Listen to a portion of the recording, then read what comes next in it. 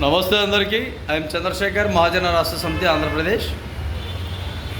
యుద్ధం జరగకుండా ఆపే ప్రయత్నంలో ప్రపంచ దేశాలు చాలా వరకు పాకిస్తాన్ ఐక్యరాజ్య సమితిని ఆశ్రయించడం, అలాగే కొన్ని దేశాలు అమెరికా కావచ్చు, ఇజ్రాయెల్ కావచ్చు, జపాన్ కావచ్చు, ఇంకా కొన్ని దేశాలు భారతదేశానికి మద్దతు ఇవ్వడం, రకరకాలుగా ఆలోచన చేస్తే ఖచ్చితంగా యుద్ధం జరుగుతుంది.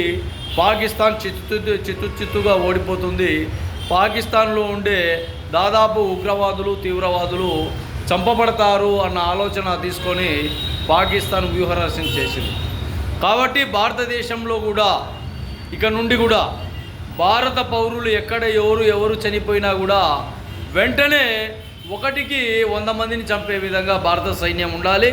అదేవిధంగా కేంద్ర ప్రభుత్వం ఈ విధి విధానాలు ఏర్పాటు చేసుకోవాలి. ఖచ్చితంగా ఉగ్రవాదాన్ని, తీవ్రవాదాన్ని పూర్తిగా రూపుమాపే విధంగా ఇండియా ఆర్మీ కసరత్తుగా ఉండాలి, యాక్టివ్గా ఉండాలి, ఎప్పటికప్పుడు కట్టుదిట్టంగా ఉండాలని కూడా కేంద్ర ప్రభుత్వానికి తెలియజేస్తున్నాం. శాంతియుతం కరెక్టే.